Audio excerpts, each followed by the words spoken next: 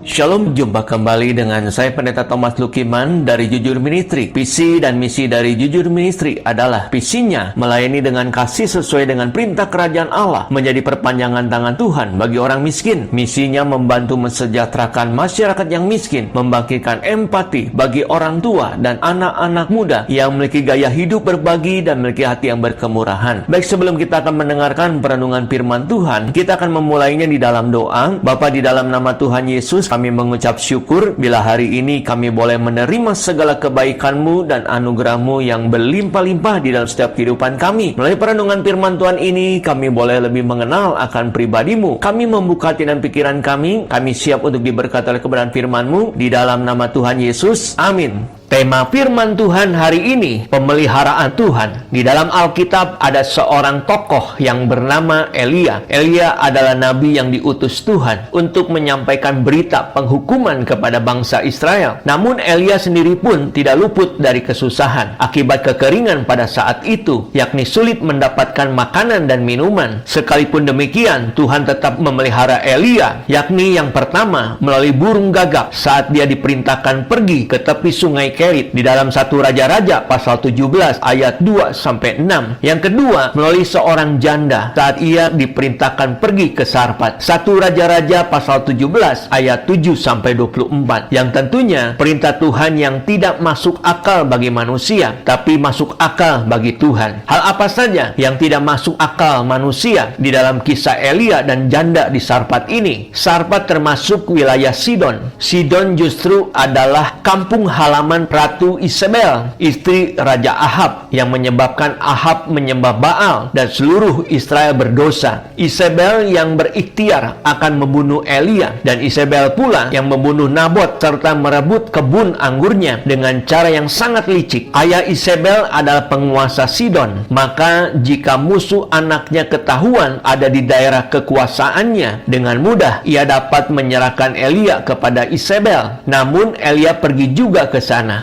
Baginya, ia harus taat dan melakukan perintah Allah tersebut. Ia yakin akan dipelihara dengan cara Tuhan sendiri, seperti saat ia berada di tepi sungai Kerit. Elia diperintahkan Tuhan untuk menemui seorang janda yang akan memberinya makan dan minum. Elia membayangkan seorang janda tersebut adalah orang kaya yang mendapat banyak warisan dari almarhum suaminya. Namun jangankan dari dekat, dari pintu gerbang kota saja sudah kelihatan. Tidak ada tanda-tanda kekayaan pada diri sang janda ini. Mana ada janda kaya yang mengumpulkan kayu api. Dan ternyata harta kekayaan sang janda hanya tinggal segenggam tepung dan sedikit minyak di dalam buli. Namun Elia beriman bukan pada apa yang dilihatnya, melainkan kepada Allah yang memerintahkannya ke situ. Janda di Sarfat yang tiba-tiba saja ia kedatangan tamu dari jauh, seorang Yahudi yang bukannya membawa oleh-oleh tapi malah meminta persediaan pangan yang terakhirnya. Bisa jadi ia bergumul, mengapa Elia seorang pria, pihak yang kuat ini, tega meminta makanan terakhir dari seorang wanita, pihak yang lemah, yang sedang kelaparan, dan punya anak yang sedang kelaparan juga. Kalau demi kelanjutan hidup anaknya, mungkin ia rela memberikan bagiannya kepada anaknya. Tapi kalau untuk seorang asing, bisa juga sang janda berpikir, jika Allah sanggup membuat tepung dan minyak tidak akan habis-habis, mengapa ia tidak memberikannya saja makanan itu kepada utusan Tuhan? Kenapa harus minta kepada janda yang miskin? Ini sama sekali tidak masuk akal bagi manusia. Namun pada akhirnya janda di Sarfat ini menuruti perintah Elia. Bisa diartikan bahwa ia putus asa, makan atau tidak, sebentar lagi juga akan mati karena tidak ada lagi makanan. Lebih baik berbuat baik sebelum mati. Hal ini tentunya lebih positif. Iman seorang janda sama kuatnya dengan iman Elia. Ia yakin Allah tidak salah memerintah, maka ia menuruti semuanya itu. Dan apa yang terjadi? Benar saja, tepung dan minyaknya tidak habis-habisnya. Sangat tidak masuk akal bahwa tepung yang segenggam itu setiap hari masih tetap ada segenggam, dan sedikit minyak dalam buli-buli masih terus ada setelah dipergunakan untuk membuat roti. Setiap hari cukup untuk makan 3 orang. Sejak perintah itu diberikan, memang sudah tidak masuk akal. Itulah cara Allah memelihara Elia dan sang janda janda serta anaknya, orang-orang yang beriman kepada Tuhan. Tidak masuk akal bagi manusia, tapi masuk akal bagi Tuhan. Selang beberapa waktu, putra sang janda meninggal. Satu-satunya milik yang paling berharga, yang akan menjamin masa tuanya saat sang janda ini meninggal. Kesedihannya tentu jauh melebihi kesusahan saat menghadapi kelaparan pada waktu sebelumnya. Untuk anaknya, janda di Sarfat ini rela mati, tapi bila anaknya mati, ia benar-benar kehilangan segalanya. Apalagi pada dasarnya, janda di Sarfat mengira anaknya mati karena kesalahan-kesalahannya di masa lampau. Di dalam 1 Raja-Raja pasal 17 ayat 18, kata perempuan itu kepada Elia, "Apakah maksudmu datang kemari, ya abdi Allah? Singgahkah engkau kepadaku untuk mengingatkan kesalahanku dan untuk menyebabkan anakku mati?" Entah apakah kesalahannya itu, Alkitab tidak menjelaskan secara eksplisit. Namun sekali lagi, Allah memelihara kehidupan janda di Sarfat ini, dan Tuhan menghidupkan kembali anaknya yang sudah meninggal itu. Di dalam 1 Raja-Raja pasal 17 ayat 23, Elia mengambil anak itu, ia membawanya turun dari kamar atas ke dalam rumah dan memberikannya kepada ibunya. Kata Elia, "Ini anakmu, ia sudah hidup." Oleh karena perbuatannya itu, sang janda dari negeri kafir, tempat para penyembah Baal, dengan tulus mengaku dan percaya kepada Allah Israel. Suatu hal yang justru tidak dilakukan oleh bangsa Israel sebagai umat Tuhan sendiri. Allah, Elia, dan janda Sarfat adalah 3 tokoh utama dari kisah ini. Posisi mereka masing-masing apabila digambarkan kira-kira seperti ini. Janda di sini berfungsi sebagai jembatan bagi Elia untuk melaksanakan kehendak Allah. Mereka tidak saling kenal. Mereka hidup pada lokasi yang berjauhan. Namun atas kehendak Allah, mereka harus bertemu supaya satu sama lain dapat melanjutkan kehidupannya. Melalui cara Tuhan yang seolah tidak masuk akal, mereka dipertemukan. Tidak akan pernah terjadi apabila Elia tidak mau melintasi jarak yang ada. Juga tidak akan pernah terjadi apabila Elia hanya berdiri di depan pintu gerbang kota dan memperhatikan sang janda yang sedang mengumpulkan kayu bakar. Pertolongan Tuhan tidak akan pernah dirasakan oleh keduanya apabila Elia tidak mendatangi sang janda. Lalu sang janda tidak mau memberikan makanan terakhirnya dan menerima sang nabi di rumahnya. Kita tidak akan pernah tahu bagaimana kondisi mereka selanjutnya kalau jurang di antara mereka semakin menganga karena tidak ada satupun yang mau melintasi jembatan tersebut. Dengan singkat dapat dikatakan bahwa dengan mengutamakan Tuhan dalam hidup ini, maka Tuhan pasti akan memelihara hidup kita melalui seluruh ciptaannya. Di dalam Matius pasal 6 ayat 33, "Tetapi carilah dahulu kerajaan Allah dan kebenarannya, maka semuanya itu akan ditambahkan kepadamu." Bagaimanakah cara kita mengutamakan Tuhan dalam kehidupan sehari-hari? Yang pertama, kita harus membangun persahabatan dengan sesama manusia dengan memberi perhatian kepada sesama, khususnya mereka yang lemah dan tidak berdaya dan yang membutuhkan pertolongan kita. Yang kedua, tidak cukup memperhatikan sambil berdiam diri saja, namun harus pergi dan memberi diri bagi pelayanan Tuhan dimanapun kita berada. Memberi diri artinya kita benar-benar ada dan berada untuk berbuat, bukan diwakilkan kepada orang lain. Mengerjakan pelayanan Tuhan tidak bisa diwakilkan kepada orang lain. Yang ketiga, kita harus menjadi saluran berkatnya Tuhan. Kita harus menyadari bahwa kita dipakai oleh Tuhan sebagai alatnya untuk menjadi saluran karya Allah yang sedang dan akan dilakukannya melalui hidup kita. Apapun profesi dan bagaimanapun keberadaan kita saat ini, untuk dipakainya menjadi alat saluran berkat bagi kemuliaannya. Demikianlah perenungan firman Tuhan pada hari ini, dan saya akan akhiri perenungan firman Tuhan hari ini di dalam doa. Bapa, terima kasih bila hari ini kami boleh mendengarkan kebenaran firman Tuhan yang menuntun hidup kami saat menghadapi dan menjalani realitas kehidupan ini. Hari ini kami telah belajar mengenai pemeliharaan Tuhan dalam hidup kami setiap hari. Rahasianya adalah dengan mengutamakan Tuhan dalam hidup kami, maka Tuhan pasti akan memelihara hidup kami melalui seluruh ciptaan Tuhan. Kami harus membangun persahabatan dengan memberi perhatian kepada sesama, khususnya mereka yang lemah dan tidak berdaya dan yang membutuhkan pertolongan. Kami mau memberi diri kami bagi pelayanan Tuhan dimanapun kami berada. Kami dipakai oleh Tuhan menjadi alat saluran berkat bagi kemuliaan Tuhan. Materai firman-Mu dalam setiap hati kami, agar kami menjadi pelaku-pelaku firman Tuhan yang hidup. Di dalam nama Tuhan Yesus kami berdoa dan ucap syukur. Amin. Saya Pendeta Thomas Lukiman mengucapkan terima kasih, dan Tuhan Yesus memberkati kita semua. Shalom.